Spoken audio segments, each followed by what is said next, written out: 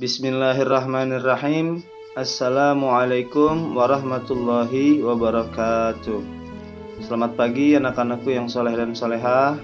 Apa kabarnya hari ini? Semoga kita semua dalam keadaan sehat walafiat dan juga selalu dalam lindungan Allah Subhanahu wa taala. Pada pertemuan kali ini kita masuk pelajaran 4 yang membahas tentang bersih itu sehat. Seperti biasa, sebelum kita memulai pembelajaran, mari sama-sama kita membaca niat belajar. Bismillahirrahmanirrahim. Nawaitu ta'alluma wa ta'lim wa tadhakkura wa tadhkir wa naf'a wal intifa'a wal ifadata wal istifada wal hatha 'ala tamassuki bi kitabillahi wa sunnatir rasulih wa du'a ila al-huda wa dalalata 'ala al-khair ibtigha'a wajhillahi wa qurbihi wa sawabih subhanahu wa ta'ala. Selanjutnya, mari sama-sama kita baca suratul Fatihah. Semoga Allah Subhanahu wa ta'ala memberikan kelancaran, kemudahan, keberkahan, serta kepahaman pada pembelajaran hari ini. Bismillahirrahmanirrahim. Alhamdulillahi rabbil alamin. Ar-Rahmanirrahim. Maliki yaumiddin. Iyyaka na'budu wa iyyaka nasta'in. Ihdinas siratal mustaqim. Siratal ladzina an'amta 'alaihim ghairil maghdubi 'alaihim waladdallin. Amin. Setelah itu mari sama-sama kita membaca doa sebelum belajar. Bismillahirrahmanirrahim. Raditu billahi rabba wa bil islami dina wa bi muhammadin nabiyya wa rasula. Rabbi zidni ilma warzuqni fahma. Amin ya rabbal alamin. Anak-anakku yang saleh dan salehah, pertama-tama sebelum kita masuk ke subbahasan, kita perhatikan gambar di bawah ini. Gambar di bawah ini menjelaskan atau mencerminkan atau juga mengajarkan kita agar selalu berperilaku serta bersikap bersih, karena kebersihan akan mendatangkan kesehatan. Kita bisa lihat ada orang yang sedang membersihkan kelas secara bersama-sama, yang kita kenal namanya itu adalah piket kelas. Anak yang soleh dan solehah harus selalu membersihkan dan bersikap bersih, baik bersih badannya maupun tempat yang kita gunakan. Karena seperti yang telah dijelaskan tadi, orang yang bersih akan mendatangkan kesehatan. Seandainya kita berada di tempat yang kotor, pasti kita sakit, baik sakit dalam keadaan tubuhnya maupun sakit juga dalam keadaan lain-lainnya. Sebagaimana hadis Nabi Muhammad SAW, kesucian itu atau kebersihan itu sebagian daripada iman. Nah, maka dari itu haruslah kita sebagai orang yang beriman bersikap bersih dan suci. Pertama, pada subbahasan ini kita akan mengenal arti bersih dan juga sehat. Bersih itu sendiri artinya bebas dari kotoran, dan suci artinya bebas dari segala najis. Najis itu sendiri adalah yang menjadikan terhalangnya seseorang untuk beribadah kepada Allah Subhanahu wa taala. Maksudnya di sini adalah salat. Seperti terkena jilatan anjing, kemudian darah, kotoran atau tinja, kemudian air seni atau air urin yang kita kenal air kencing. Najis pasti kotor. Kotor belum tentu najis. Contohnya misalnya seperti terkena tanah, terkena tinta, terkena cat, dan juga ludah. Itu bukan bagian dari najis, tetapi itu kotor. Cukup dibersihkan saja. Kemudian bersih atau suci dibagi menjadi dua, yaitu bersih dari hadas dan juga bersih dari najis.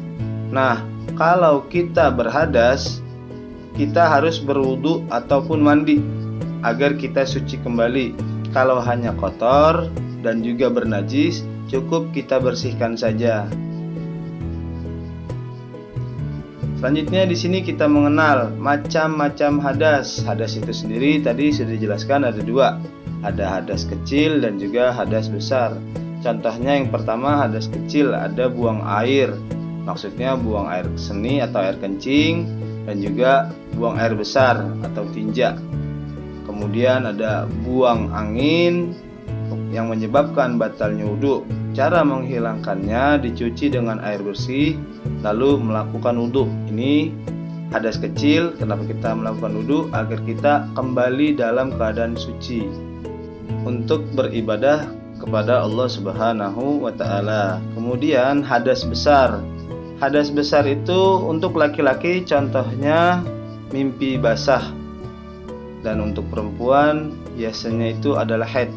Cara menghilangkan hadas besar yang pertama yaitu dengan mandi. Mandinya ada caranya, ada doanya. Cara mandi bukan mandi seperti biasa, tapi mandi dengan niat menghilangkan hadas besar. Apabila kita kesulitan mencari air atau tidak ada air di sekeliling atau di daerah kita mencari dengan susah payah, kita bisa dengan cara bertayamum. Nanti jikalau sudah menemukan air, barulah kita mandi, kita ganti tayamum tersebut. Selanjutnya, jika kita akan melaksanakan sholat, yang harus kita perhatikan pertama, badan kita harus bersih, pakaian kita harus bersih, dan tempat sholat pun harus bersih dari segala kotoran maupun najis. Kalian bisa lihat pada gambar yang ada di bawah ini. 3 poin ini harus dijalankan agar sahnya sholat bisa kita dapatkan. Nah, anak-anakku yang soleh dan solehah, berikut ini adalah anggota tubuh yang wajib dan harus selalu kita bersihkan. Pertama, kita bisa lihat ada gigi. Gigi kita harus selalu kita bersihkan dengan cara kita menggosok gigi. Kita gosok gigi setiap pagi saat bangun tidur atau pada malam hari sebelum tidur. Dan juga jikalau kita selesai makan, dianjurkan juga kita untuk menggosok gigi agar kotoran yang menempel di gigi kita bisa bersih. Yang kedua ada telinga. Telinga juga harus dibersihkan karena di dalam telinga kita ada kotoran yang menempel dan itu kita harus bersihkan. Yang ketiga ada leher. Terkadang kita berkeringat, leher kita suka ada daki atau kotoran. Nah, itu juga harus kita bersihkan. Yang keempat ada kepala. Di bagian kepala ada rambut. Cara membersihkan rambut yaitu dengan cara berkeramas. Kalau kalian tidak keramas, kepala kalian kotor, banyak debu. Kemudian kalau yang rambutnya panjang, dikhawatirkan tumbuh kutu atau banyaknya ketombe. Jadi harus keramas. Dan yang kelima ada tangan. Tangan kalian harus dicuci hingga bersih. Jangan sampai ada kotoran, karena kita ketahui tangan ini biasa kita gunakan untuk beraktivitas. Di antaranya makan. Kita makan menggunakan tangan. Kalau tangan kita kotor, nanti di situ banyak kuman. Kalau banyak kuman masuk ke dalam tubuh kita, nanti kita akan sakit. Dan juga di tangan ada kuku. Kukunya juga kalian potong. Jangan dibiarkan panjang, karena kalau kuku panjang nanti di situ adalah tempat bernaungnya setan. Nanti kita jadi banyak melaksanakan atau melakukan kejahatan atau kemaksiatan sebab karena setan atau iblis berteduh di antara kuku-kuku kita yang panjang. Kemudian yang keenam ada kaki. Kita bisa lihat kaki kita juga harus bersih, terutama telapakan kita sampai dengan mata kaki kita. Kenapa? Kalau kaki kita kotor, kita menginjak lantai rumah kita, ibu kita pasti marah. Ibu kita pasti mengomel kepada kita, karena kalau kaki kita dari mana-mana, dalam keadaan kotor kita tidak cuci, pasti akan memberikan kotoran di rumah kita. Dan tadi yang ketujuh juga telah kita jelaskan, kuku kaki, baik kuku kaki atau kuku tangan, itu juga harus selalu dipotong. Karena kalau sudah hitam, kotor, kelihatannya juga jelek dan juga mendatangkan kuman juga di bagian kuku kaki maupun kuku tangan kita. Dan yang kedelapan, wajah. Wajah kita juga harus kita bersihkan dengan cara kita cuci muka. Dan lebih bagusnya lagi, kita selalu berwudu. Di saat kita batal wudu, langsung kita ambil wudu. Tuh, jadi kita juga cuci tuh muka kita sampai bersih. Karena kan muka sering terkena debu ataupun kotoran serta polusi di udara. Selanjutnya di sini cara membersihkan najis. Cara membersihkan najis yang pertama, gunakan air mutlak. Kemudian kucurkan air tersebut ke benda atau anggota yang terkena najis. Yang ketiga, basuh atau bersihkan hingga hilang najisnya. Syarat hilangnya najis, yang pertama hilang rupa atau bentuknya. Yang kedua, hilang baunya. Dan yang ketiga, hilang rasa atau warnanya. Ini cara menghilangkan najis mukhafafah dan mutawassithah. Kita ketahui bahwasannya najis ada tiga. Ada mughallazah, najis yang berat, mukhafafah, najis yang ringan, dan mutawassithah, najis yang tingkatannya sedang. Contoh najis ringan, air kencing bayi yang belum berumur 2 tahun dan dia hanya minum ASI, air susu ibunya. Ini bayinya bayi laki-laki ya. Kalau bayi perempuan, kategorinya baik dia baru lahir dan belum berumur 2 tahun, tetap dia najis tingkatan sedang. Kemudian najis yang tingkatannya berat sudah kita ketahui bersama, yaitu najis yang dikeluarkan oleh anjing dan juga babi. Seluruh anggota tubuhnya, baik dari kulit dan badannya, itu merupakan najis. Begitupun juga air liurnya. Selain itu semua, najis yang ada yang sering kita temui tingkatannya adalah najis yang sedang. Kemudian di sini kita akan belajar bagaimana cara kita masuk ke kamar mandi atau ke toilet. Sebelum kita masuk ke kamar mandi dan toilet, kita harus membaca doa ini agar kita diberikan keselamatan oleh Allah Subhanahu wa taala. Doanya harus dihafal ya. Allahumma inni a'udzubika minal khubusi wal khaba'is. Artinya, ya Allah, sesungguhnya aku berlindung kepadamu dari segala kejahatan dan juga kotoran. Sekali lagi kita baca ya.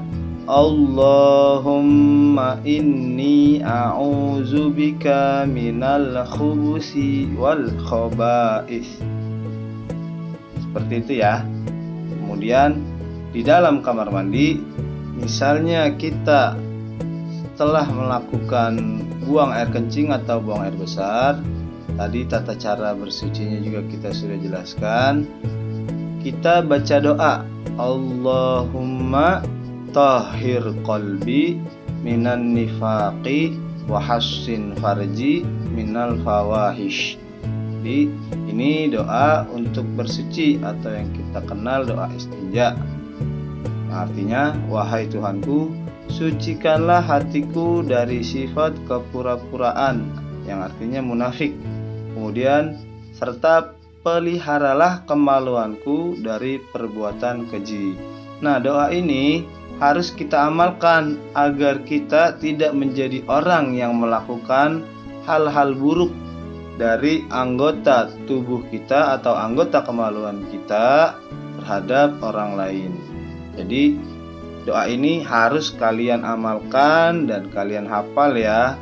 Jangan kalian tidak tahu ini doa dan juga kalian tidak membaca doa ini. Dan yang terakhir, setelah kalian keluar dari kamar mandi, kalian juga harus membaca doa ini.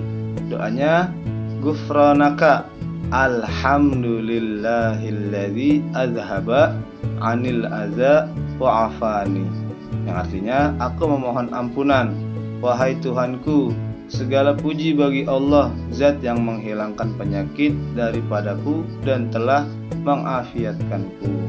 Doa ini kenapa diawali dengan memohon ampunan? Karena terkadang kita di kamar mandi terlalu lama, dan itu hal yang sangat dilarang oleh Allah Subhanahu wa Ta'ala. Makanya kita keluar dari kamar mandi, kita memohon ampunan kepada Allah Subhanahu wa Ta'ala. Dan juga kita juga bersyukur kepada Allah Subhanahu wa Ta'ala, dari kamar mandi kita keluar bisa dalam keadaan selamat. Untuk tugas hari ini adalah insya Allah kamu bisa. Ayo tuliskan bagaimana tata cara membersihkan najis. Najis yang dimaksud adalah najis yang tingkatannya sedang. Alhamdulillahirrabbilalamin. Untuk pembelajaran hari ini sudah selesai.